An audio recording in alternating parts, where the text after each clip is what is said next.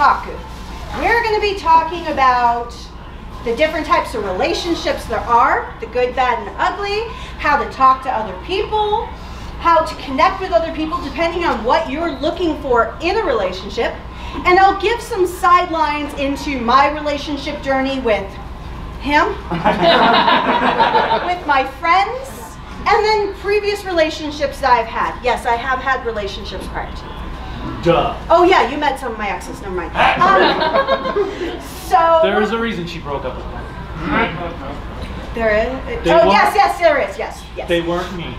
All right, so he is the poster child for Sigmund Freud, so I apologize in advance. I do like to try to have a lot of humor in all of my panels because while I'm teaching stuff and while I'm trying to help people feel more empowered and try new things, at the same time I want everyone to have fun because this classroom already looks like you're about to take a test, but I promise you there is no final exam afterwards. Besides, I know, there's pens and pads and everything. So maybe I will require it. But the red light's on. The one thing I do ask of everyone is don't be afraid to participate. Will this be on the midterm? Actually it will. This one needs to be solid red light. I'm sorry, you have to get a 3.5 or higher to succeed. Sorry, I haven't only dealt with this camera twice. I never thought about that. I will recording. figure that out. Yes. Is this one of those guaranteed transfer classes that are good across all universities in the state? No. Sadly, no, because this is not a accredited course. Besides, this course will have the art of shitposting in it thanks to him and me. Yes. So, are you here for relationships in Otaku? Please join us. Be not afraid. I promise I don't bite hard. But so relationships are hard. I will never lie to anyone to say you'll just literally fall into a relationship, you'll be with them forever, you'll be friends with them forever, or that you'll actually like them after 20 years. But that's false because that's how it happened for me. Yes. She's been my first and only. And that sounds super romantic and all, but she got me right out of high school. Okay, now you're making It was a cold, dreary day. Then this dame walked in. I mean, she's giving out free candy. She walked in black and white. It's not the last time I've given out free, but and I said, I like black. Not so much on the white, but we can work with it. So relationships are an interesting dynamic. I actually thrive on relationships because I like meeting new people. I like learning from people because you never know what you're going to get in each experience. Every single one of my friends that I've had over the course of my life has helped bring something to me that I never thought about. Either help me mature as an individual, help me either relax. When did you mature? Or help me not commit murder. Or in the case of me, I'm your clone. Yes. And I'm going to pick on you because you're there, Timothy. Or I make people like Tim, who's in the black mask and gray jacket, curl into a ball by telling him some horrific stories from when I was a teenager. And then I'm telling, on the other side, my days in college, and he's whimpering in the fetal position. Yeah, so it's an interesting experience to have a relationship. They make me realize I am happy my college life was boring. Alright, so the rules of the panel, kind of like what I already stated, think outside the box. Don't think of, if you want to take in a technical term, don't think of it as zeros and ones. Every relationship is a little bit different, it's going to be very nuanced, and it's not going to have the same thing. Consider at the end of this panel meeting one new person that you don't know, because that's a great way to start the journey of building a relationship. Try to stretch yourself as a person. It doesn't have to be with this panel today. It can be with any panel, any experience, anytime throughout the convention or even afterwards. Try to think of a new thing to take you on that journey. Especially in a line. Yes, I actually get to know everybody in the line. I'm personally friends with about 8 voice actors, all because I got bored, went outside, and started drinking with them. I actually have way too many people's phone numbers that I shouldn't have in real life. Be willing to participate if you feel comfortable. If you don't feel comfortable and you are quiet and you prefer to kind of stay out of the limelight, absolutely fine. I am an extreme extrovert, but ironically, I have social anxiety. So the reason why I am comfortable doing this is because I've been presenting in front of people for about 16 years now. And the first time I did so, I didn't think of everybody in their underwear because that's creepy, but I did think of everyone as kind of like a family member. Like, what would I say to my own family members, which was probably a mistake because I started swearing, but don't swear in front of your mother until you hit the age 21. No one's safe.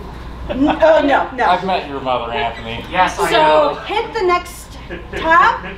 So I'm going to use as many anime pictures as I can because I am a nerd. I have been a nerd for way too many years. The first anime I ever watched was Ranma 1/2. And there's many issues with Ranma 1/2 when you get into 2023, but still a great anime. But the things that you need to think about in a relationship, and can you see this outside of the speaker? This slide? No. Yeah. Okay, so I'll just read it off. I hate reading off slides verbatim, but just in case you can't see it. Whenever you get into a relationship, no matter what it is, the first question you want to ask is, who am I? You have to know yourself. As RuPaul says, you have to love yourself before you can love anyone else. And so when you're entering in any kind of relationship, think about what you want. Because you can't do anything for a friend, a partner, anybody, even a family member. You can't do anything to help another person in a relationship until you know what you need first. Next, what do you want in a relationship? Do you want a friend? Do you want a companion that's not in it for the sex? Sadly, with relationships, that is going to come up. Do you want a relationship that you're going to have that romantic, potentially sexual connection? You have to know what you want because you can't go out looking for someone for any type of relationship until you know what you want so you can have an equal and honest playing field. Lastly, what are you willing to compromise on? What is the one thing that if you got into a relationship with somebody that you're willing to compromise on? I compromised on having a second bedroom in my home taken up by goddamn toys. We have over $100,000 worth of toys in our home. I compromised on this. Just think of all the glass cases cost too. He compromised by having to deal with somebody who's neurotic. Then you have to think of what is healthy for you in a relationship. If you are an extreme introvert, that you can't handle somebody who's bombastic like me, who can potentially be in your face, talking to you, making you do new things, you need to know that. You need to know what's going to be a healthy boundary for you. I'm a hugger. He is not. So when we're in public, people think I'm in a relationship with Tim because we willingly hug each other and show each other affection, and they're like, wait. Hey, come on, join me in here. No! Don't encourage it. But with him, many people think he's just a friend. It's really weird. And then when people do go up to hug him, I love it when his students do it, he's like, whoa, whoa, whoa. So you have to think about what you are comfortable with. If you're not comfortable with somebody who does a lot of PDA in public or even personally, some people don't like to be touched. You have to respect that. You have to know that about someone. So next slide. So Next thing I always like to say is you have to be who you are and respect that. This is a very simplistic slide. Yes? No, I'm saying I love this. Oh, thank you. You have a great collection of side flags. Yeah, I didn't know the fetish one. That's one. Yes, so I... Fetish flags? Yes, there are. Yes, there is. And to be fair, I'll be very transparent. I am bisexual. I identify as either she or they. I also want to be identified in the first person, so I will call myself Kelly does this, Kelly does that, just to have fun. But also, fetish flag, I love BDSM. I'm not going to be shy of it. I won't talk about the personal things we've done. Maybe in another panel, if I'm able to drink again, then maybe. But I'm open to that. One of my friends, her husband has a fat fetish, and she's 110 pounds. So everybody has a fetish, everybody has a sexual identification, and then these varying symbols as well. So you have to know that about yourself. Oh, you gotta look at me. I'm pansexual polyamorous. You know how hard it is to find a relationship when you identify like that? Yeah. So you have to know this about yourself. I am not going to ask anyone during this panel if you're closeted to come out, because that's not my intent, nor is it my place. But you need to be authentic to yourself about if you are going into a friend relationship, even though sexuality may not be a thing in that relationship, you still need to know about yourself, because unfortunately we're in 2023, our previous administration brought up and made us recognize that there's still assholes out there. And admittedly, my stepfather, I love him to death, he's the biggest homophobe I've ever met. And so I don't talk about my proclivities because I don't want to have that fight. And so, but at the end of the day, you need to know who you are. Not, like I said, I'm not going to go too far into this, but think about that when you, depending on the friends that you're going to be with, depending on the partners you're looking for, because you need to know who you are, and you kind of need to know who they are, so that you're on, once again, that equal playing field. Communication. It's amazing. We need to start it. Why do that now? Because it's better late than never. Right? Isn't that the smart thing to do? That's too It much. works, it works. That's very true. Why break what isn't broken? God, I've been trying to break you for years. All right. So I am going to say for this slide here, these are all the common relationships you're going to have in life. You're going to have, wow, I can't speak. Da, da, da, da. You can have a platonic relationship. You can have a romantic relationship. You can have codependency. And if you don't know what codependency, that is a great relationship type. I've dealt with it, and it's a nightmare. But some people need that. Some people need to have that control, to have that other person have control. Sometimes you need to give up that control. Then you have a casual relationship. Those are certainly fun when you're in college. Open relationship. You don't, polyamorous relationships, if you are going to be in an open, non-monogamous relationship, make sure everybody else knows you're open. I have seen the drama that's happened when one person in the party does not know. Yeah, kind of make sure everybody's okay with it, because if you're not if you think you're in an open relationship, but they don't think they're in an open relationship, there's a problem. And that's where you go to Jerry Springer. Oh wait, no, Maury Povich now, sorry. No, Maury's gone. Then who the hell is out there? Who can you air your dirty laundry to on television? Oh yeah, that's true, Facebook and Twitter. Wow, that seems kind of boring. I love the fights that would go on. I wanted to be on Jerry Springer. Oh, I actually had a script and everything.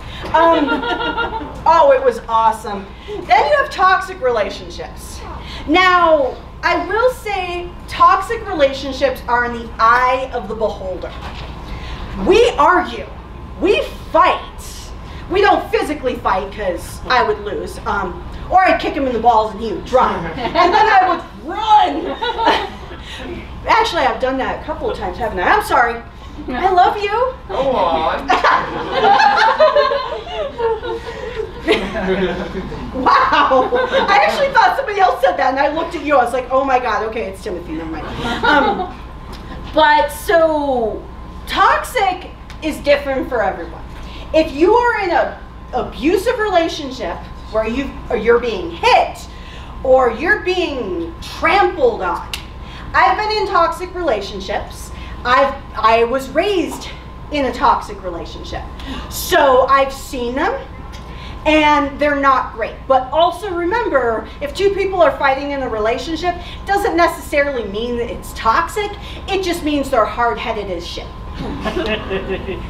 All right, any questions, any thoughts, anything at all? Not you, Tim. Anybody else? Yes, please. Sorry, I'm just noticing, I was reading the list, platonic, romantic, committed, casual, open, toxic, right?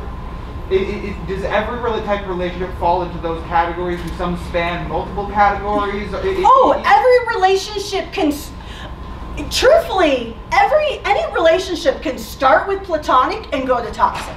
Any relationship can go from platonic to romantic, or go from platonic to casual. Any relationship type, but generally they always fall in these categories. Generally, we're going to end up being in, most people are going to be in the platonic section because we have a lot of friends or we meet a lot of people and things like that. I will admit, most of my relationships are either platonic, romantic, or casual. Well, not anymore casual, okay? I just thought about that. I was like, shit, he's going to think I'm Like, really? Okay, pre-dating you was casual. Go on. Once again, no! Give me alcohol. Just watch out for my liver. All right, any other questions? Any other thoughts? Any other concerns? Or bye, please. Yes? Okay, what do you think of, like, casual relationships, like, in your opinion? Like, do you think they're, like, a good relationship to have? Or... So, all right. Because personally, I don't believe that's, like, a good relationship to have. So, casual relationships, they're not for everyone. Because you have, both parties have to know another term for casual relationships is friends with benefits. But so when I was younger, when I was in high school, because I was a terrible person, basically I started being a bad person when I was about 14. But, so I've lived a life. But casual relationships at that point in my time were good for me because I didn't know what I wanted as a person. I just did whatever felt good in the moment. As I got older, casual relationships didn't work because you lose connection. Because you're not connected to the other person, except for in a sexual standpoint. Where, for me, because I have been in groups where it's been a complete polyamorous relationship where you'll have a casual person that'll bounce in and out, but the whole party knows, and then it's when the married person in another relationship gets in that nobody knew about is when the drama happens. Yeah, so at this point in my life, I would say no. Casual relationships are not necessarily good. But I won't ever look down upon anyone who doesn't, I guess. Does that help? And unfortunately, I can't give an exact answer, only because a lot of relationships are really going to be in the eye of the beholder. If you, as an individual, don't feel comfortable, that is 100% authentic and correct. And I would say in that situation, never get into it. Because some people do think in casual relationships, they feel like they're getting less value in themselves. They feel like they're being devalued as a human being. They feel like the person actually doesn't like me because there's that comment, why buy the cow if you can get the milk for free? And Sorry, I'm old, so I'm going to make a lot of old analogies. Or why buy the cake and eat it too? Yes? That's pretty simplistic to think that all casual relationships are not good. I mean, just being a sex positive person, like, a casual relationship it's not necessarily bad. Well, everybody is different in that, because there's sex positivity, yes, but there's also, sometimes there's different levels of intimacy. You have to think of it like that. Intimacy doesn't constitute sex. Intimacy can also constitute holding hands, There can be cuddling, being able to be together where it's the two of you and you just feel calm and connected. So what some people don't realize, there can be relationships that are 100% platonic, but they're intimate. Yes, that is very true. I actually have a couple of friends who are exactly like that. Yes, my dear. I was going to say as well that I think it's also a question of boundaries. Yes. Too, which is the big one. Yeah, boundaries are going to be important, and that's why I will definitely follow back up with the slide I had of who am I?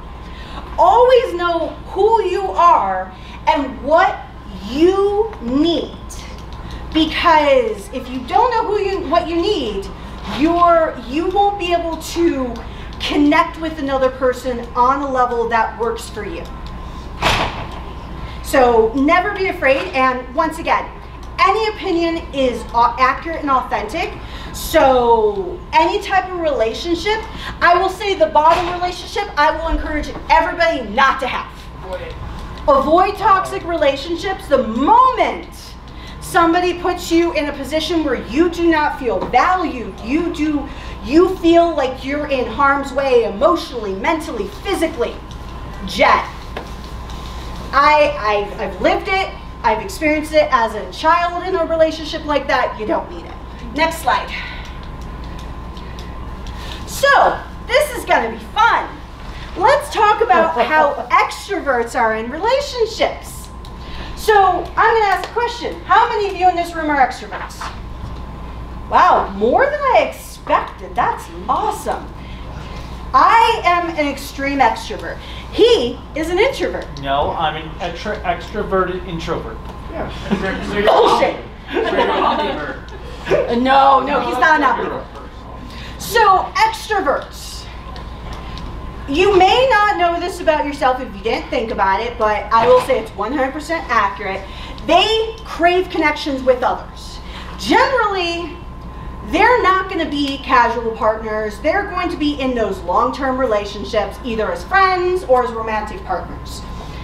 They fear repetition. They desire to try something new. These are the people who are going to be like, hey, let's go to an anime convention. Let's dress up. Let's talk to people. Let's meet our voice actors. Let's meet other people. We're going to have a shit ton of fun. They're also going to be people who express themselves easily.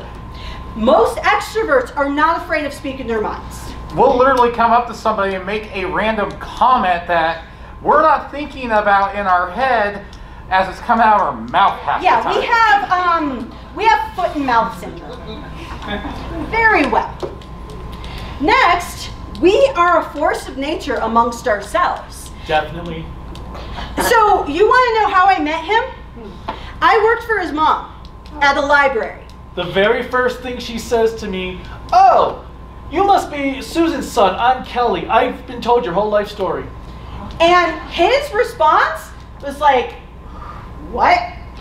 It took me probably about 6 months to where we were friends before he was like, okay, I can do this. You don't terrify me anymore. Then they can try to move too fast in a relationship. Hi-oh, why am I still single? Yes, I've met some of his girlfriends and they're like, can we just tone it down a little bit? This is why you have to be conscious. If you're an extrovert, know these things about yourself, but also know that your partner, if they're not an extrovert, they may not be on the same page as you all the time. And they may be a little afraid of you. And Tim can attest to this. I bug him all the time. Well, when we first met, he would call her Baka-chan. Long story. I also call him Odango-sama, but But either way, it was like, wait, you're calling her a nitty? What are these people? And then, as one of our other friends in the group, David, as we go, because he's one of the most extreme introverts we know, we go, we just kidnap you and bring you along for the ride. yes, that is a very good cycle. Any thoughts on this before I go to the next slide and I terrify you with showing an extrovert in action? Extrovert. Oh, are we an introvert? Is Victor an introvert? No. Well, you've never seen this, so you don't know. I don't know, he's not introverted, but he's hot. Right? Yes. That's another panel. That's another panel. I think that's a hentai panel, which I'll probably be attending. Someday I'm going to do a hentai panel of just talking about anime sexcapades that I would love to do. Do they Actually- love kicking them in the balls? Why not? That'd be awesome. Okay, next slide. You have to hit play. Still have to hit play. Sit here and don't move a muscle. And you have to make it where people can physically hear it. I had it turned down a lot. Oh, no, you're fine. He turned down the volume, so.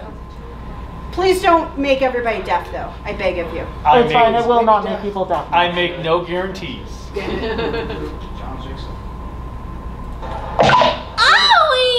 Now sit here and don't move a muscle. You hit me! Don't do that! Oh, hi, Toru! How are you? I came to see you. Good afternoon. So you're in the Soma family too then? Yeah, it must have been fate that brought us together that day. Wait, do you two know each other? We met at Papa's building. Huh? Oh yeah, I like to hang out there. Papa's the CEO. What? He runs the company? Hey, you know our secret about the Zodiac spirits, don't you? Yes. Hooray! That means it's okay if I hug you. Here it comes! Hold it, Romeo. We're still in public. You can't stop me just because you like her. I bet you hug Toru every day. I do not. I gotcha! Did something just explode? What happened back there? Toru? Huh? Where'd that body come from? Hey, the little kid's clothes are on the floor. What? Where would he go without his clothes? That's weird. Weird? Well, if that's the case, I'm weird. Dressed as a girl even though I'm a boy. Shut up! Thank you so much, Soma. That acting was a brilliant diversionary tactic and a great sacrifice. So basically, the example is, I hope you all figured out that Momiji is the extrovert. And if you didn't know, I don't know how you missed it. Momiji is actually one of my favorite characters from Fruits Basket because he's insane and I adore him. And sadly, I would do exactly the same thing if given the opportunity. Boundaries? What are boundaries? I had to learn boundaries as I got older because I learned not everybody had the same boundaries as me. But he's also a teacher, so I also figured out, even though I personally don't have boundaries, 6th graders had made me think I now have boundaries because 6th graders scare me. So I figured out why I don't procreate. But, so is it hard to be in a relationship with an extrovert? Honey? Is it? Oh, now you're not going to say a word. I have been waiting 22 years for silence, and now I get it. It's more beautiful than I ever imagined. But yes, in the short term, it is hard to be in a relationship with an extrovert. They are absolute nightmares. I know, because I am one. I'm also very expensive, too. I've never been a cheap date. Next slide. So introverts in a relationship. Sadako, I know that's not her name, but that's what she goes by in the series, is my favorite example of an introvert in Kimi ni Todoke. But so introverts prefer more simple, intimate gatherings. They like to be around maybe 1 to 2 other people, if they have to people. Do not typically enjoy spontaneity. As our one friend David would go, I need a schedule. I must keep to the schedule. Oh yeah, if we don't have a precise plan of what we're doing, it will never happen. They can be reserved when sharing things about themselves. You ask me a question of what I did when I was 16, I will tell you. What's a filter? A filter is something I lost the first time I got high. And so they're gonna not share anything about themselves. I've been with this man for 22 years. I'm still learning things about him that I was like, really? Why did I know this? I'm still learning things about him and him. I'm like, okay. Yeah, but I have a no filter, and sometimes you're just like, wait, you heard this, right? They don't like conflict. First time I got into a knockout, drag-out fight with him, he walks away. The one thing I hate when I am yelling at somebody is them turning around and walking away. I refuse to ever have somebody walk away. And it's the worst feeling for me. He, rather like, you know, unless he's playing a video game. If it's Mega Man, he will not walk away. He will play the level 45 times, die 44 of those times, finally win, and still yell at the fucking game. Hello! I love your body pillow. So, introverts don't want to fight. I can give you many stories about my friends not wanting to fight. I'm looking at you, Tim, because you're a nightmare. Wait, I'm a nightmare because I don't want to fight? Yes! But that's another story. I'd like to debate you on this. Tim, you find the easiest way to get out of the situation and somehow shut her up, and I don't know how you do it. It's called tickling, and it's based on trust. They tend to also see more about a person than an extrovert. One thing I'm always fascinated about with introverts is you are all observant. You may not think about it all the time, but you consider the person, the feelings, your feelings, what you don't want. Do you want to deal with conflict? Do you want to even talk to the person? Do you even want to know if they exist? I just want over in 5 minutes. You think about all these things, and you'll see the person and you'll be like, not today, Satan, and you'll walk away before you talk to a person. And it amazes me because I will go up to a random stranger, have a conversation, and find out their life story, find out things they probably never want to share with another human being, and he'll be like, that person was a serial killer. And I'll be like, I just talked to Charles Manson? Okay, that's kind of cool and kind of insane at the same time. But it's amazing because he, Tim, a few of our other very introverted friends, they will see a person, they'll be standing back, seeing me act like me, and they will come up after I'm done or pull me away as I'm doing it and be like, yeah, Kelly, you don't need to be in that scenario, or that person is like this, or something, some way. And don't be like me, who gets in on the conversation with her and actually wants the trouble to continue. Yes, so it's a fascinating thing, and I'm extremely jealous of it. The other thing I did not put on this slide. I don't want to interact with people I don't feel comfortable around. Yes, but for you, you don't feel comfortable with 95% of society. There's probably a reason for that. That's not the point. So another thing I didn't put on here that I should, because of the not enjoying spontaneity, they also are sticklers for process. They have a system, they never want to change that system. Objection. Okay, maybe not so. I was gonna say. Has anybody seen Big Bang Theory? Yeah. Does everybody know who Sheldon is? I am married to Sheldon. So he literally has a set place he sits to eat, to watch TV. The television has to be in its right center. If he's not in the right place, nothing can get done. That's because the TV is in a position where if I'm dead in center, I can see all the details in full. Damn every other person who wants to watch it. Yes, my dear. That's also a very common trait in the neurodivergent community. Yes, no, it is. And that's why I don't mock that, because I know everybody's a little bit different in that regard, and it is very common. He sadly doesn't fall into that category, so he's just insane. So the next scene I'm going to show, I'll just make it easy. It's going to be Levi from Attack on Titan, because he is an extreme introvert and likes to have things a certain way. Look at these weeds. This place has gone to hell. It's been abandoned for years. The inside's a shambles. In which case, we have a problem, don't we? Best grab a broom and get to work.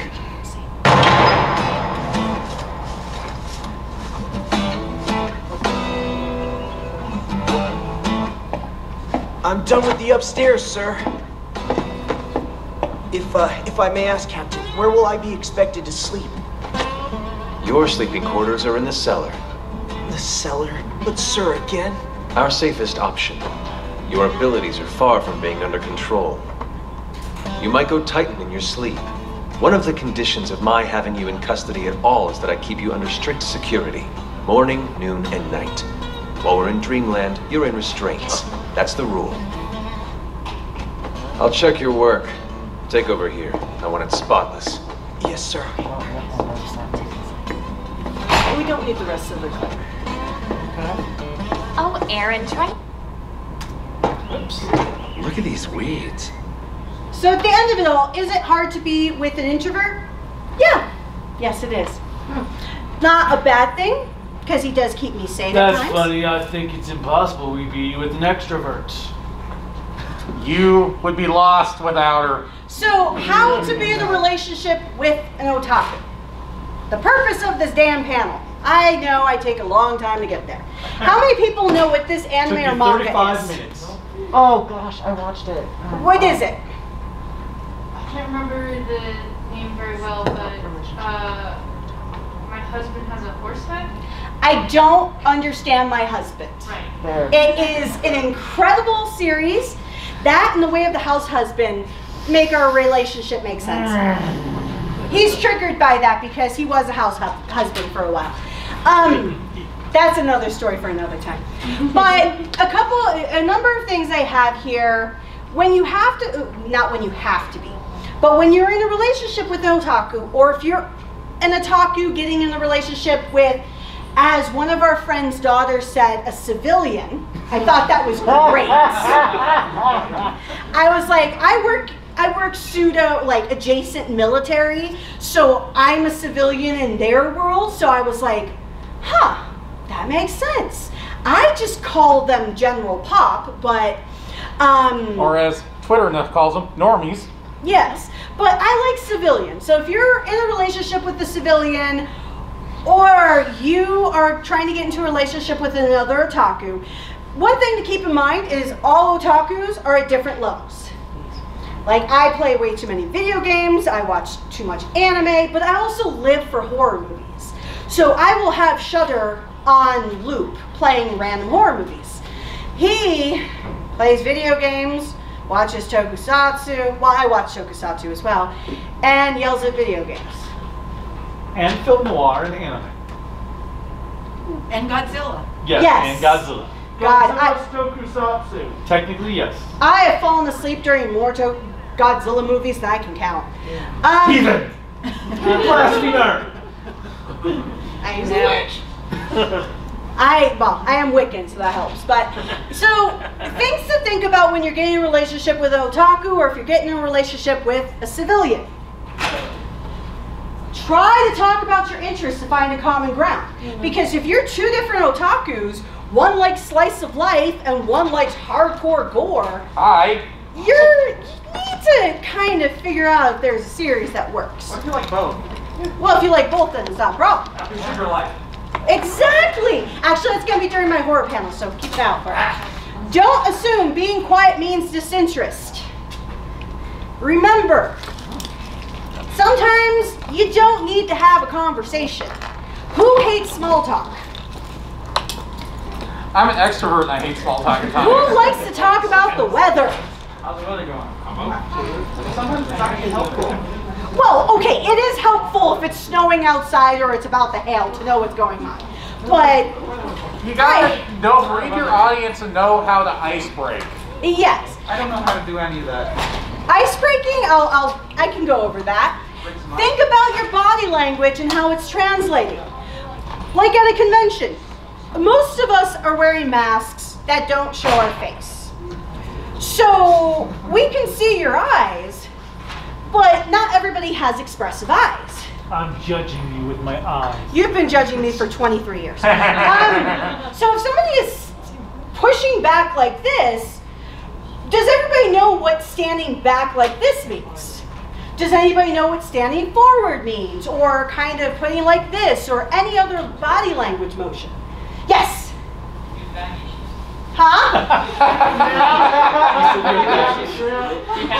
You're standoffish. Yes. So you have to think about your body language and how it's translating to other people. And like I said, avoid small talk. Try to have meaningful conversations if you need to talk to each other. There are many times I'll have 6 people in my home. We have not said a word for an hour because we are just comfortable with each other. But if we do have conversations, it can be about anything and we're invested. Or we pretend we're invested and we just not. But we try. Or as we like to call it, it's her and her harem. Yes, I have the best reverse harem. Mix routine with spontaneity. If you're an introvert and you don't like to do something new, know you're gonna have to try to do something new occasionally. Be it go to a panel like this that your friend dragged you to because they're like, oh, I want to learn how to be in a relationship, and you're like, shit. Do I really have to go to this panel with my friend? Yes, yes you do, because you're seeing me. I am awesome. But in all reality, it's try something new whenever you can. Be willing to disagree and argue. As I tell so many people I know when they see us argue, if you're in a friendship, if you're in a romantic relationship, if you're in any relationship and you don't disagree and you don't argue, you're actually not in a relationship. You're just 2 yes people just passively going along because you don't want to grow. And sometimes to stay in a relationship for a long time and feel comfortable with each other, you have to disagree. You have to argue. It doesn't mean you have to yell at each other and call them a bastard or an asshole. I'm sorry, I love you. But sometimes... One of my longest running friendships, we got into a fist fight with each other at one time. Nice. Awesome. Yeah, and like I said earlier, he can no longer use the top of his middle finger from punching me in the head. And like I said earlier in the panel, I kicked him in the balls and ran. So it happens. At the end of the day, the most important thing I will say in any relationship, this is the most important thing, so I'm going to highlight it. Be yourself. If you can't be yourself in a relationship, be it an otaku, be it a fetishist, be it whatever your sexuality is, your proclivities, your interests, your lifestyle, whoever you are at the end of the day, in any type of relationship, then it's not the relationship for you. And I'm not gonna, I can't stand on this table without breaking it because I like food, so I'm not svelte and thin. But I would get on the soapbox and say, always be yourself. If you are afraid of being yourself with your partner, of friendship or anything like that, then it's a fake friendship. It is. Yeah. We all know or have had fair weather friends. Yeah. And if you're neurodivergent, you gotta understand that about yourself and make whoever you are interested in a friendship or a relationship, let them know and get them to understand how it is for your lifestyle. Yeah, never. And if you are anything, it is authentic. And I used to be fake months a long time ago to get the people to be around people because I thought I had to not be who I was. And I had friends due to it. I was super popular. I hated it because I would go home, watch Sailor Moon, and finally feel like who I was. And I was watching Sailor Moon when it first aired on television, so once again it proves I'm old. All right. We didn't have UPN. No, it was on Fox in New York. All right, next slide. So what not to do in a relationship? Get in a relationship. That defies the point. Go to the back of the room. The moral is don't get into a relationship. Out of the room. No. We're getting a divorce. Cool. I'll meet you halfway. Yeah. Yeah, he wouldn't last a week. So at the end of it all, what don't you do in a relationship? Ignore other people's feelings. Crap. Yes, you have to know about yourself. You have to be yourself. You have to respect yourself. At the end of the day, you still have to respect the other person. If you don't respect them or you don't like them, or if you just continuously ignore them. What'd you say? Once again, you're not in a relationship. He's just mean. Force other people to enjoy what you like. Sadly, he fails at that. But never. Who had to listen to a whole 2-hour conversation about what Harry Potter did wrong in the movie that was different from the book? That was before she became a psychopath. Sorry, but yes, I literally did that. But don't force other people to like what you like. If you become friends with somebody, or you become a partner with somebody, and they don't like a particular series, that's fine. They don't have to like everything you like. My God, if your partner likes everything you like, that's so annoying, because guess what you don't get? Me time. Why do you think psycho manly men have man caves? I now see the benefit of this. I want a place that is not with him in it. Oh my God, when he's at school and I have a day off, it's like, yes! Oh my God, this is the greatest day ever. I am going to do this, this, and this. No, I don't get to any of it, but I have plans. Assume that all people, or no, not respecting boundaries. I had to learn this the hard way, and it takes a lot of time for people who are very affectionate. Sadly, I have a very flirtatious personality. I flirt with anyone. So, and it's not like I'm actually coming on to them. It's just because I like affection, and it's my love language, so to speak. But I had to learn not everybody is that way. And it's hard. And for me, it's frustrating because it's like, I want to hug you, but you don't want to hug me. Assume that all people are the same. If you're heterosexual, please remember, not everybody else is hetero.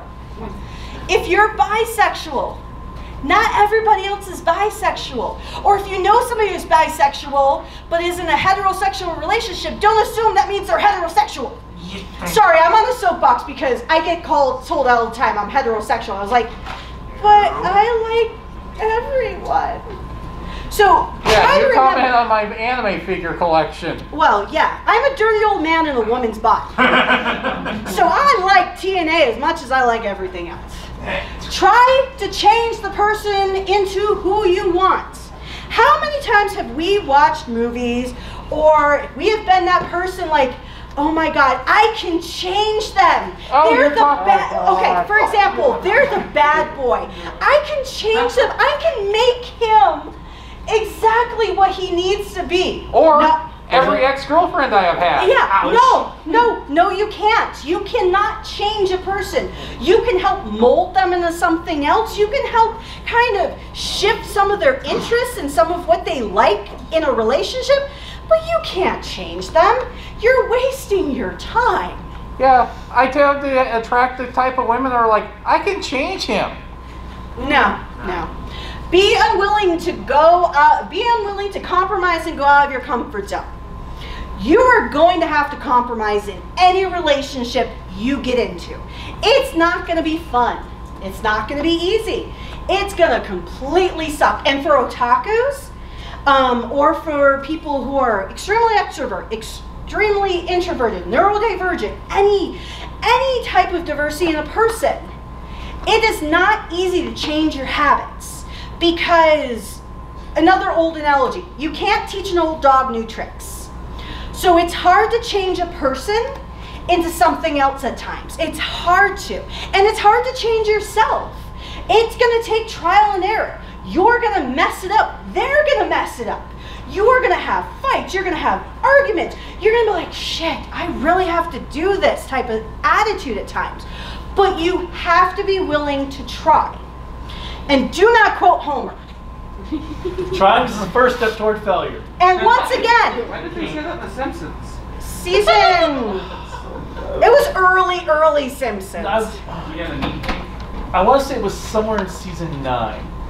So still in the good seasons. Yes, It was like right at the tail end of the good stuff. And once again, I kind of have to always remind everybody, including myself, do not be ashamed of who you are or what you enjoy. Don't ever be ashamed. My parents know what I enjoy. They find it weird, and my mom is like, you watch more things about blood and gore than you do romantic comedies. Yet your mother wins Cards Against Humanity when she plays My mom Mario. has a sick mind. Yes, my dear. So, I just got a question. What if we're not, like, internally ashamed, but there's just parts of us that we would just rather not share with other people? And that's fine. You don't have to share everything about yourself. You never have to share. There are things I have never told her about. And there's things I've never told him. But also, at the same time,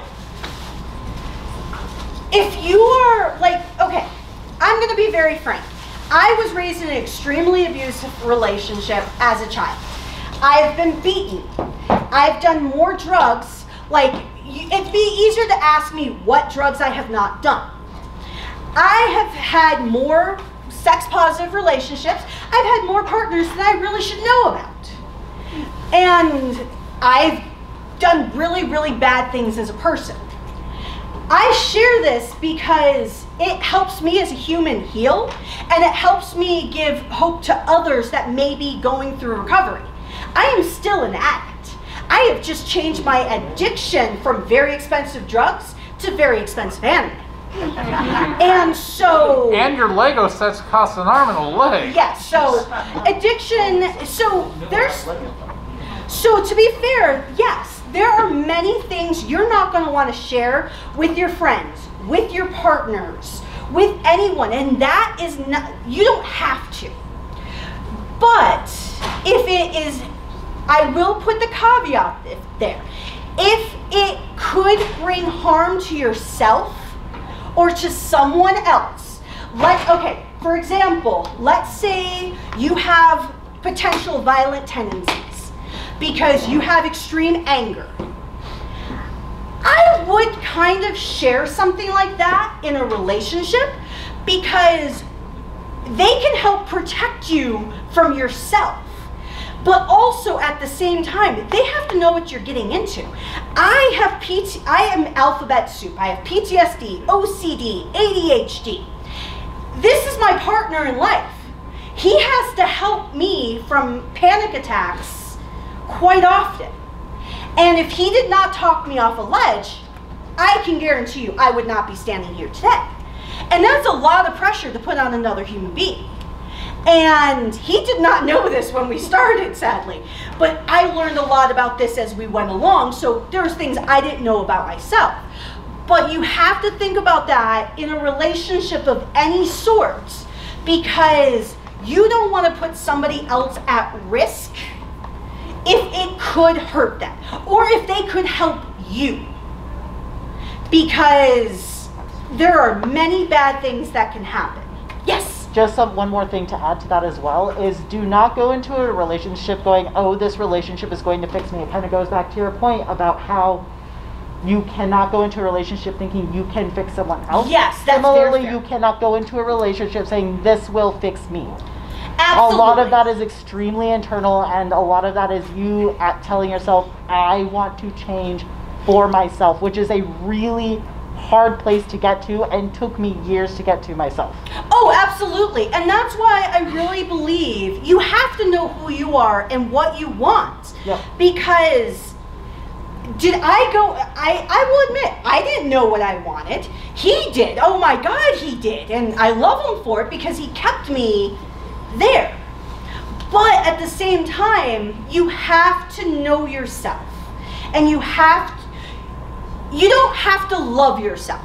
You have to accept accept yourself. And I actually was told that by a therapist. That contradicts what you said earlier. Yes, but I want people to love themselves. I don't want people to hate themselves or to dislike themselves or anything like that. But that's the reason why we have relationships, because we want validation.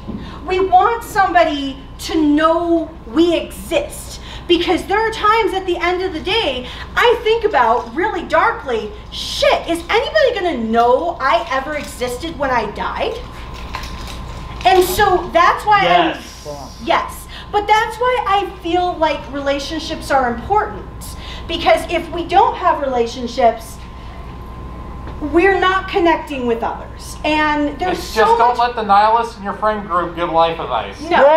But at the end of it all, remember, you are important and you know things that other people don't know. So much value you share. Yes? So you talk about a lot of moments where you find yourself kind of figuring out what you want during the relationship.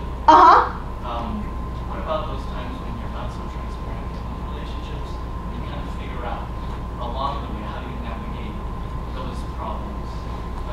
Communication. So that's a great question. So you're not going to have all the answers when you start a relationship.